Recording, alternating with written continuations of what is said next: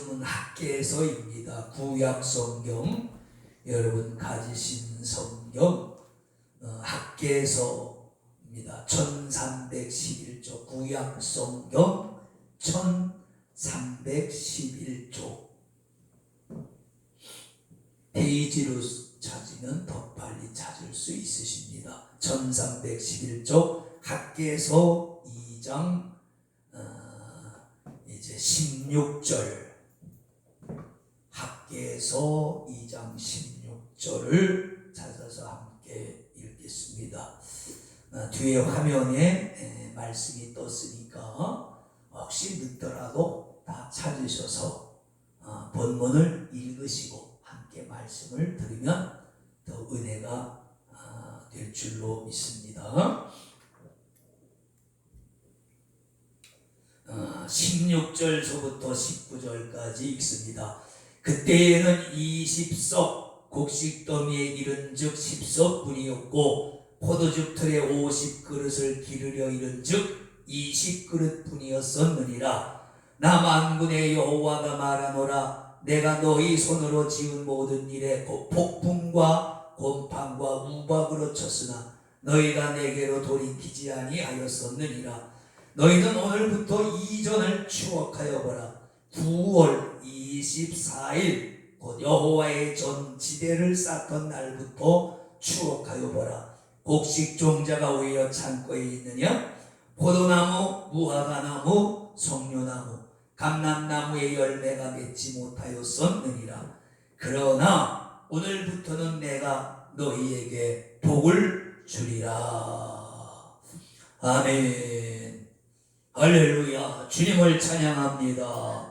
오늘도 말씀 앞에 귀를 기울이는 여러분들에게 주님의 은혜가 함께 임하실 줄로 믿습니다. 구약 성경은 참 읽으면 오늘 우리의 문화와 생활권에서는 이해하기 힘든 부분들이 너무 많아요. 그래서 구약 성경을 성도들이 읽다가 포기하는 경우가 많고, 이것이 도대체 오늘날 나와 무슨 상관이 있는가 라는 괴리감을 느낄 때가 많습니다. 저도 옛날에 그랬으니까요. 그런데 그래서 목사님들이 성경을 설교 시간에 해석도 하고 근령적으로 선포하기도 하는 것입니다.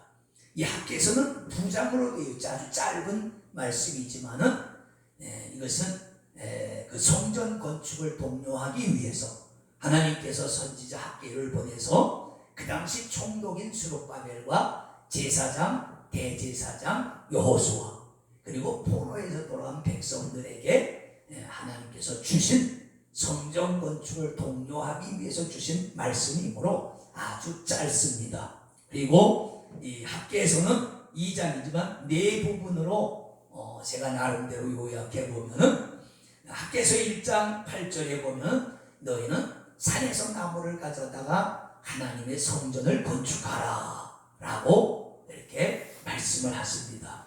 그리고 1장 14절 15절에 가면은 그 하나님의 말씀에 힘을 입어서 백성들이 하나님의 성전 건축을 시작하게 됩니다. 그래서 하나님이 성전을 건축하라 하는 부분, 또 그 말씀에 힘입어 하나님의 건축이 시작된 부분, 그 다음에 이제 2장으로 넘어가서 2장 1절 9절을 보면 그 성전을 지으면서 백성들이 마음에 실망의 마음을 가졌어요. 왜냐하면 솔로몬의 성전을 보았던 사람들이 지금 성전 짓는 거 규모를 보니까 보잘것이 없는 것 같아. 그래서 하나님께서 선지자 학개를 통해서 너희 낙심하지 말아라. 너희가 짓는 이 성전의 영광이 이전 영광보다 이 나중 영광이 더 클 것이다. 그렇게 독려를 하시고, 마지막 부분 학개서 2장 18절에 오늘 우리가 읽은 말씀 마지막 부분에 보면은 이제부터는 내가 너희에게 복을 주리라 이렇게 말씀하시고, 그리고 끝나는. 근데 이 오늘부터는 내가 너희에게 복을 주리라 하는 말이 그 하나님의 성전 지대, 그러니까 기초죠. 기초를 닫고 거기다 첫 돌을 놓는 지대를 놓는 그날이 오늘 성경에 말씀하신 9월 24일입니다. 그러니까 9월 24일을 전후로 해서 너희가 추억하여 보라. 그러니까 성전 지대를 너희가 놓기 9월 24일 이전에는 너희가 손으로 열심히 일을 해도 내가 너희가 하는 모든 일에 복을 내리지 않았다, 이렇게 말씀을 합니다. 그래서 너희 손으로 하는 모든 일에 하나님께서 폭풍으로 치시고 우박으로 치시고 곰팡으로 치셨다. 여러분, 지금은 공업시대죠. 산업화 시대니까 우박이 떨어지든지 뭐 곰팡이가 나든 상관없이 나라가 잘 살 수 있어요. 근데 농사로, 목축이나 농사로 생계를 이어가던 고대에는 이 우박이 치면 나무 열매가 익어갈 때 폭풍이 불면 열매가 다 떨어져요. 우리나라도 가을에 한 번씩 태풍이 오잖아요.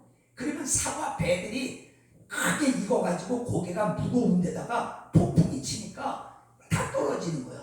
과일이라고 하는 것은 낙과 떨어지면 가치가 없어지거든요. 먹을 수는 있지만 그걸 내다가 팔 수 있는 상품 가치는 없어지는 거예요. 그러니까 너무 망하는 거지. 게다가 우박으로 치는 거야. 요즘 유튜브에 보면 중국의 베이징이나 중국 저쪽에 사람 주먹만한 우박이 내려서 그 사람이 비교를 하더라고. 자기 주먹하고 우박하고 비교하는데 주먹만 해요. 그 우박이 얼마나 세게 떨어졌는지 자동차 유리가 구멍이 뻥 뚫렸어요. 그거 사람 머리 맞으면 그냥 사람 머리 구멍 뚫리는 거 아니에요? 죽죠. 그런 우박으로 곡식과 바위를 쳐보세요. 채소는 다 으스러질 것이고 바위는 다 떨어질 것이고 농작물이 좀 저런 말로 아작나는 거죠. 폭풍과 우박과 그 다음에 곰팡이죠. 곡식을 기르는 데 있어서 곰팡이는 치명적인 병입니다. 이 곰팡이가 슬면은 곡식이 다 이게 흐물흐물해지고 그것도 또 상품 가치가 없어지거든요. 그러니까 농업으로 살던 시대에 폭풍과 우박과 곰팡이는 아주 치명적인 건데 하나님이 그런 걸로 치신다는 거예요. 그리고 그 보면 너희가 곡식이 20서구를 수확할 수 있는 곳으로 가니까 10석, 열 반밖에 거두지 못하고 포도죽 틀에 50그릇이 있는 그곳에 포도죽을 기르러 갔더니 20그릇밖에 없더라. 이건 반도 안 되는 거죠. 하나님이 그렇게 불어버리셨다, 그런 말이죠. 그리고 포도, 무화과, 석류, 감람 열매가 열매를 맺지 못했다. 여러분, 우리나라에서는 사과나 배나 복숭아가 간식의 개념이에요. 디저트의 개념이에요. 그거 먹으면 좋지만 사과 안 먹어도 살 수 있어요. 배, 복숭아 먹으면 좋죠. 비타민이 많고. 근데 안 먹어도 죽진 않아요. 근데 예수님이 사시던 나라에서 이 과일, 포도, 무화과, 석류, 감람, 특별히 감람이나 포도, 무화과는 이건 간식의 개념이 아니에요. 거기 사람들은 이게 식량이에요. 그리고 빼놓을 수 없는 신이 주신 열매라고 할 정도로 감람은 올리브죠. 말하면 올리브. 그 다음에 포도, 이런 건 예수님 성찬 때에도 그 포도즙과 빵을 먹잖아요. 그게 식사예요. 빵은 밥을 대신하는 거고 포도즙은 스프 같은 걸 대신하는 그런 개념이란 말. 그러니까 그 열매들이, 그런 나무들이 열매를 맺지 못하면 먹고 살 수 없는 거죠. 하나님이 그렇게 하셨다. 그리고 창고에 곡식 종자가 있었느냐, 그렇게 말씀하십니다. 여러분, 아무리 흉년이 들고 가물어도 농부가 마지막까지 간직하는 것은 곡식 씨앗입니다. 왜냐하면 씨앗이 있어야 그 다음에 농사를 지을 수 있으니까. 이 씨앗까지 창고에 없다는 말은 아주 극한 상황까지, 요즘 말로는 갈 때까지 간 거예요. 때까지 간 거예요. 강남 스타일에 보면 싸이가 그 노래하는 중에 그러죠. 한번 갈 때까지 가보자 그러잖아요. 예. 진짜 갈 때까지 간 마지막 밑바닥까지 내려간 거예요. 예. 더 이상 갈 데가 없어. 그 정도로 하나님이 극한 고난으로 쳐도 너희가 내게 회개하고 돌아오지 아니했느니라. 그래서 하나님이 학개 선지자를 보내신 거예요. 예. 그렇게 하나님께서 흉년으로 그 백성을 쳤는데도 그 백성들이 왜 이런 고난과 환난이 오는 줄 몰라. 그냥 생각하기를 자연재해, 날씨가 나빠서, 우리 요즘 그러잖아요. 폭풍을 불고 우박이 오고 눈이 많이 오거나 그러면 온난화 때문에 기상이변이라고 그러잖아요. 근데 기상이변으로만 치부하는 하나님의 뜻을 알 수가 없는 거예요. 예. 이런 건 영적으로 보면 하나님의 간섭일 수 있단 말이죠. 예. 그런 거죠. 예. 다 기상이변으로 재수가 없어서 운이 없어서 이렇게 돌려버리면 하나님의 뜻을 깨달을 수가 없는 거예요. 여러분, 우리가 살다가 우리에게 역경과 고난과 환난이 올 때 하나님이 이게 뭔 뜻이 있는 거구나 라고 생각해 봐야지. 재수가 없어서 그랬어. 어쩌다 운이 없어서 그랬어. 어쩌다 그럴 수도 있지. 물론 그럴 수도 있습니다. 그러나 그렇게 생각하면 우리는 하나님의 뜻을 절대로 알 수가 없어요. 세상의 모든 일에는 뜻과 의미가 있습니다. 하나님이 그러셨잖아요. 참새 한 마리가 떨어져 죽는 것도 하나님의 섭리라는 거예요. 예.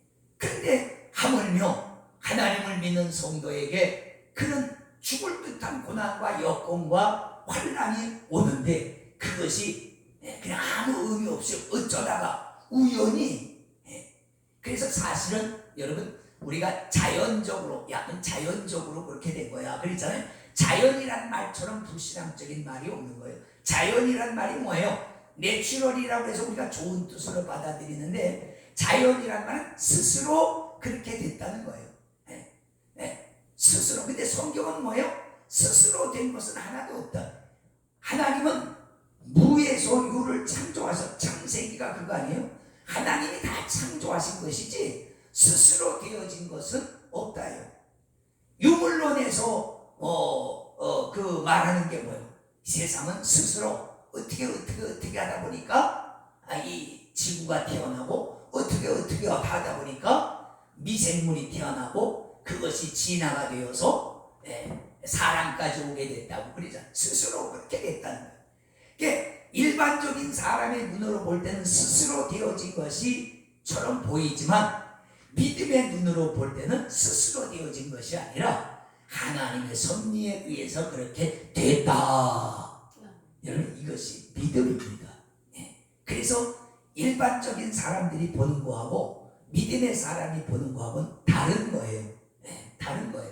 성경은 오늘 그걸 말씀하고 있는 거예요. 내가 그렇게 흉년과 기근과 그런 가난으로 너희를 쳤어도 너희가 깨닫지 못하고 돌아오지 아니했다는 거예요. 그러면서 그러나 너희가 내 말을 듣고 이제 성전 건축을 시작했는데 다리오 왕 2년 9월 24일을 전후해서 그 전에는 내가 너희에게 이러한 재앙으로 너희를 징계했지만 그러나 너희가 내 말에 순종하고 성전 지대를 이제 놨으니 9월 24일 성전 지대를 놓는 이후부터를 기억해봐라. 내가 오늘부터는 너희에게 복을 주리라. 그렇게 말씀해요. 그게 중요한 거예요. 그래서 9월 24일 다리오 왕이 통치한 2년 9월 24일. 여러분, 복은 하나님이 주십니다. 목사가 축복을 하고 예배 때마다 축도를 하고 축복 안수도 하고 그러지만은 목사가 복을 주는 게 아니에요. 축복은 목사가 합니다. 하나님은 축복하시는 분이 아니에요. 복을 주시는 분이지. 축복은 목사, 사람이 하는 거예요. 근데 그 축복의 소리를 듣고 그 복을 내려주시는 분이 하나님이십니다. 하나님이 복을 내려주시는 거예요. 목사가 복을 주는 게 아니에요. 하나님이 복을 주십니다. 근데 사람들이 잘못 생각하면 목사가 어느 능력자가 복을 주는 것처럼 오해를 하는데, 물론 그건 중요한 축복의 통로가 있어요. 축복하면은 복이 오는 그런 사람들이 있습니다. 민수기 6장에 하나님께서 제사장들에게 그렇게 말씀하시잖아요. 너희는 내 백성을 축복해라. 그리하면 내가 그들에게 복을 주리라. 제사장들이 그 백성을 축복하면 내가 그들에게 복을 주리라. 그럼 목사가 제사장이냐? 제사장이죠. 복음의 제사장입니다. 모세 시대의 구약의 제사장들은 율법의 제사장입니다. 그러나 신약 이후의 목사들은 복음의 제사장입니다. 성경에도 그랬어요. 복음의 제사장이다. 역할이 틀리죠. 율법은 종죄, 율법은 심판이지만 복음은 아닙니다. 복음은 사랑이고 복음은 은혜입니다. 은혜와 진리가 충만하더라 그랬단 말이죠. 목사가 축복을 하면 하나님께서 약속하셨어요. 내가 그들에게 복을 주리라. 믿음으로 받고 믿음으로 하는 이것이 굉장히 중요합니다. 창세기에 가보면 창세기 12장 그 2절에 보면 하나님께서 아브라함에게 그러죠. 네가 내 말을 들으면 네가 복의 근원이 되겠다. 너는 복의 근원이 될 것이다. 그렇게 그러면서 내가 너에게 큰 민족을 이루게 하고 이름을 창대 크게 하게 나타나게 하리라. 그것도 복이죠. 인구가 늘어나는 게 복이야. 옛날에는 인구가 너무 많이 늘어나서 그것을 저주라고 생각했어요. 근데 아니에요. 요즘 가서 보니까 인구가 안 늘어나니까 비난이 걸렸잖아요. 국가마다. 그러니까 인구가 늘어나는 게 축복입니다. 그리고 그 나라가 유명해지는 거. 선진국이 돼야 유명하죠. 미국이 유명하잖아요. 서양의 유럽 나라들이 유명하잖아요. 복을 받아서 그런 거예요. 가난한 나라들은 어디 있는지도 몰라요. 우리나라도 옛날에 어디 있는지 몰랐어요. 이제 우리나라 국민소득이 3만 불 이상이 되고 K-팝, K-문화 때문에 세계에 알려지니까 위상이 이만큼 높아진 거지. 옛날에는 코리아가 도대체 어디 있느냐 물어보는 사람들이 많았단 말이죠.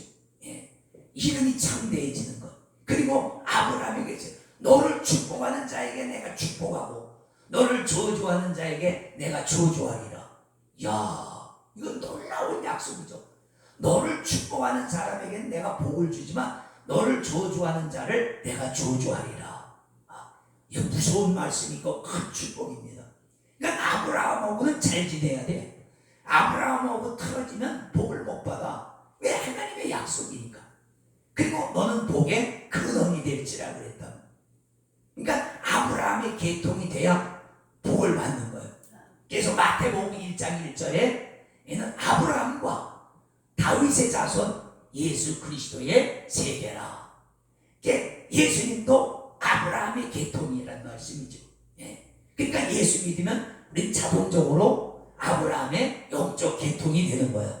그래서 아브라함에게 하신 축복의 말씀이 곧 나에게 하신 말씀이 되는 거예요. 왜? 육적으로는 아니지만 영적으로는 그렇게 흘러내려 아브라함을 통해서 아브라함에서 다윗으로, 다윗에서 예수님에게서 우리에게로.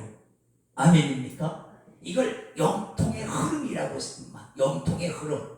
창세기에도 보면 두 가지 그 계보의 흐름이 나타나잖아요. 믿음의 계보가 쭉 내려가고 하나는 가인의 계통, 불신앙의 계통이 쭉 내려가게 됩니다. 두 가지 계통이 내려나가.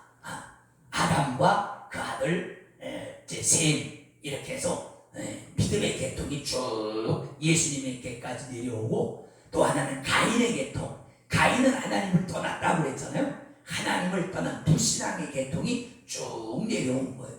예수 믿으면 우리는 믿음의 계통에 속한 자가 되는 줄로 믿습니다.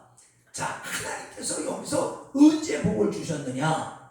성전을 건축할 때, 성전 기초가 놓일 때 오늘부터 내가 너희에게 복을 주리라. 그럼 이 말씀이 우리와 무슨 상관이 있느냐? 고린도전서 3장에 가보면 그러죠. 오늘날 하나님이 너희 몸, 너희 육체를 성전 삼고 계시는 것을 알지 못하느냐? 그랬다면 오늘날에는 구약 시대에는 이스라엘의 그 예루살렘의 성전이 중요했어요.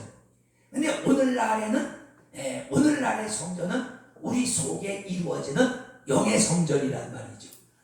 성전은 뭐예요? 하나님이 계신 곳을 성전이라고 해요. 하나님이 계시지 아니하면 성전이 아니야. 하나님이 계실 때 성전이야. 왜 예루살렘의 그 큰 건물을 성전이라고? 그게 하나님의 임재의 징조란 말이죠. 근데 오늘날에는 성전이 없어졌고 하나님이 성령으로 예수 믿는 자에게 오시거든요. 그래서 우리 몸이 성전이란 말이에요. 그래서 우리 몸에 성전 건축이 이루어져야 돼요. 할렐루야. 이게 굉장히 중요한 거예요.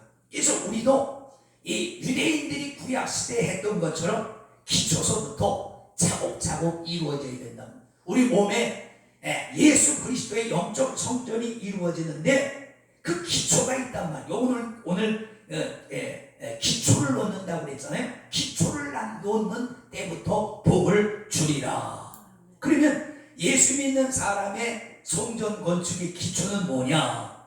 마태복음 7장에 가보면 그런 말씀이 나옵니다.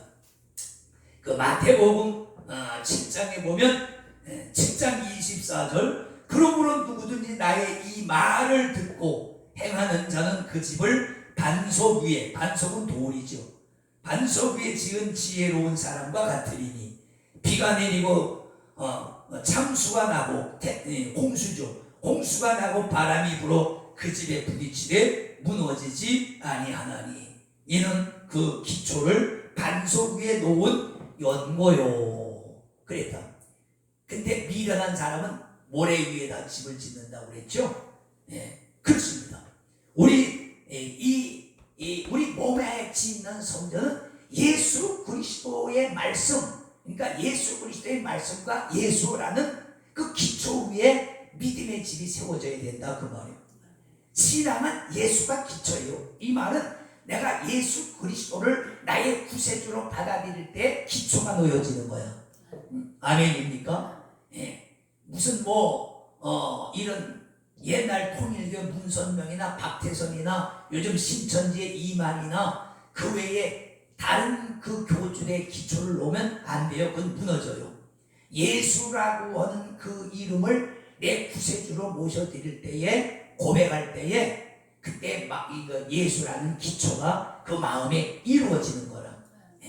그래야 그 신앙이 흔들리질 않아요. 사람들은 열심히 봉사하면 구원받는 줄 알아요. 그건 예수 기초가 아니요. 선한 일 많이 하면 구원받는 줄 알아. 천만의 말씀. 그러면 예수 뭐하러 믿어요? 선한 일만 하면 되지. 아니에요. 구원은 믿음으로 받아요. 예수 그리스도를 믿는 믿음으로만 구원을 받고 그것이 그 사람 믿음의 기초가 되어야 되는 거예요. 그 다음에 그 기초 위에 짓는데 재료를 무엇으로 쓰느냐가 또 뭐예요? 고린도전서 3장 12절에 보면 누구든지 이 기초 위에 집을 짓되 금이나 은이나 보석이나 이것으로 짓는 사람들은 부끄러움을 당하지 않지만 나무나 짚이나 풀로 짓는 사람은 부끄러움을 당할 것이다. 사람들이 그 기초 위에 집을 짓기 시작할 거 아니에요. 우리가 지금 살고 있는 이 집들도 뭐 돌로 짓기도 하고 시멘트로 짓기도 하고 흙으로 짓기도 하고 나무로 짓기도 하고 지금도 동남아시아 가면 벽을 대나무나 야자잎으로 엮어서 지붕을 하고 벽을 만드는 집들이 많아요. 근데 나무나 짚이나 풀의 약점이 뭐예요? 불이 나면 다 타버린다는 거예요. 금이나 은이나 보석은 불이 나도 타질 않죠. 하나님이 그 사람이 지은 집을 마지막 때에 그 공력을 시험해 본다고 그랬어요. 노아의 때는 물로 시험을 했어요. 근데 이 마지막 때는 베드로 사도와도 그렇고 예수님도 그렇고 오늘 말은 사도도 그렇고 불로 그 사람의 지은 집을 시험해 본다고 했어요. 불로 확 불면은 집이나 나무나 불로 지면 타죠. 없어져 버린단 말이에요. 무효가 되는 거예요.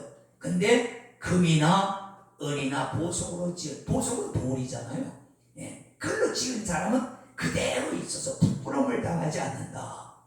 그러니까 우리가 알죠. 예수라고 하는 기초 위에 믿음을 놓고, 그리고 우리가 살아가면서 일생을 금이나 은이나 보석 같은 믿음으로, 그런 행함으로 지어야 된다는 말이죠. 그러면 주님이 오셔서 우리가 지은 것을 보실 때, 아, 너는 합격이다, 이렇게 말씀하실 줄로 믿습니다. 이게 굉장히 중요한 거예요. 불타지 않는 재료로 짓는 것. 네. 말씀 요약합니다. 여러분, 네. 내가 오늘부터는 너희에게 복을 주리라 말씀하셨는데, 이 세상에는 많은 복이 있어요. 근데 복 중에 복은 뭐예요? 예수 믿고 구원받는 복이에요. 네. 이게 가장 기본이 되는 복이고 받아야만 되는 복이고 가장 큰 복이에요. 예수 평생 믿어도 구원받지 못하면 아무런 의미가 없는 거예요. 아무리 여러분이 성공하고 출세하고 유명해지고 돈이 많아도 구원받지 못하면 죽는 순간에는 다 비참하게 되는 거예요. 네. 아세요? 부자들도 죽는 순간에는 나 좀 살려달라고 애원하고 나 좀 구원받게 해달라고 애원하고 몸부림치는 모습. 예. 여러분, 그래 사람은 죽을 때 봐야 하는 거예요. 예. 이 굉장히 중요한 말이거든요. 예. 구원받지 못하면 기독교적 입장에서 보면 그건 실패한 인생입니다. 근데 고난과 역경이 많아도 구원의 확신을 가지고, 내가 숨질 때 요한계시록 마지막 부분, 아멘, 주 예수여 어서 오시옵소서, 이런 말을 하고 숨질 수 있는 사람이 성공한 사람이고, 그 사람이 복 있는 사람입니다. 복 중에 복은, 그래서 성경은 구원에 대해서 그렇게 강조하는 거예요. 성경 전체는 구원에 관해서 말하는 거예요. 죄에 빠져서 하나님의 저주와 심판 아래 있는 인생이 그 죄와 심판으로부터 속박에서 벗어나서 하나님의 구원과 영생에 들어가는 것이야말로 하나님이 주신 가장 큰 복이고, 성경이 쓰여진 목적이고, 교회가 세워진 목적이란 말이에요. 네. 그러니까 구원의 확신이 없이 아무리 다른 걸 많이 달라고 기도해봐야 그건 모래 위에 짓는 집일 뿐이에요. 홍수가 나면 무너지고, 불심판이 올 때 다 불타서 없어져 버릴 것이란 말이에요. 베드로전서 1장에 그 유명한 말 있잖아요. 모든 사람은 풀과 같고 그들이 누리는 모든 영광은 불의 꽃과 같지만, 그러나 풀은 마를 수밖에 없고 꽃은 떨어질 수밖에 없고, 그렇잖아요. 풀은 겨울, 가을이 되면 마르잖아요. 꽃은 며칠 지나면 떨어지잖아요. 백일홍이 뭐 올해 100일을 간다고 그러지만 100일도 가면 떨어질 수밖에 없고, 그러나 하나님의 말씀은 영영이 서도다. 그러니까 그 말이 뭐예요? 너희는 시들고 떨어지는 것 구하지 말고 영원히 존재하시는 하나님의 말씀, 시들지 않고 썩지 않고 부패하지 않는 말씀을 붙잡으라. 그런 말씀이에요. 그러니까 오늘 하나님께서 너희가 성전 건축의 기초를 놓는 날서부터 내가 너희에게 복을 주리라. 물론 이 영적인 복도 있고 이때는 또 육적인 복도 있죠. 이스라엘이라고 하는 나라가 오늘날까지 존재하는 걸 보세요. 그 수많은 그 큰 나라들 틈에서 나라를 잃은 2000년 만에 이스라엘이라고 하는 나라가 2000년 전에 멸망을 당했단 말이에요. 2000년. 근데 2000년 후에 이스라엘이라고 하는 나라로 그대로 부활되고 살아난 나라가 세계 역사에 없어요. 로마가 2000년 이상 존재했지만 로마가 지금 없어요. 로마는 그냥 이탈리아의 수도의 이름일 뿐이에요. 근데 이스라엘은 이스라엘로 망했다가 2000년 후에 이스라엘로 다시 부활했습니다. 우리나라도 보세요. 조선으로 있다가 망했잖아요. 지금은 대한민국이잖아요. 조선이 아니에요. 물론 저쪽 위에 동네는 아직도 자기들 조선이라고 그러지만은 조선이란 나라는 망했단 말이에요. 대한민국이란 말이죠. 근데 이스라엘이라고 하는 나라는 보세요. 그렇게 작은 나라가 우리보다 더 잘 사는 나라, 더 강한 나라. 그 많은 민족 중에 무슬림 속에 섞여 살면서도 국가의 존엄을 지킬 수 있는 그런 강대한 나라. 요즘 뉴스 틀면 맨 이스라엘 얘기만 나오잖아요. 세계 뉴스의 중심에 서 있는 나라. 어떻게 그런 나라가 될 수 있어요? 이게 하나님이 붙잡으시기 때문에 그런 거예요. 하나님이 복을 주시기 때문에. 우리나라도 마찬가지고, 우리나라도 앞으로 더 복을 받을 줄로 믿습니다. 마지막 때에 이 선교의 사명은 우리 민족에게 있습니다. 하나님이 우리 민족을 세계에 들어서 쓰실 것입니다. 지금은 아주 계속 쓰시는 중이시오. 그러니까 우리가 소망을 가지고 나라와 민족을 위해서 기도해야 될 줄 믿습니다. 기도 드리겠습니다. 거룩하신 아버지 감사합니다. 주께서 주의 백성들에게 성전 건축을 하라고 명하시고 그들이 순종해서 성전 기초를 놓을 때에 너희가 오늘을 기점으로 해서 이전과 이후를 추억해보라고 말씀하시면서 성전 기초가 놓아지는 오늘부터 내가 너희에게 복을 주리라고 하셨습니다. 말씀의 약속대로 우리 예수 믿는 그리스도인들이 예수 믿는 순간부터 영육간의 복을 받는 것을 알게 하시고 깨닫게 하시고 그 복을 눈으로 볼 수 있게 하시고 귀로 들을 수 있도록 역사해 주시옵소서. 예수님의 이름으로 축복하고 기도를 드리옵나이다. 아멘.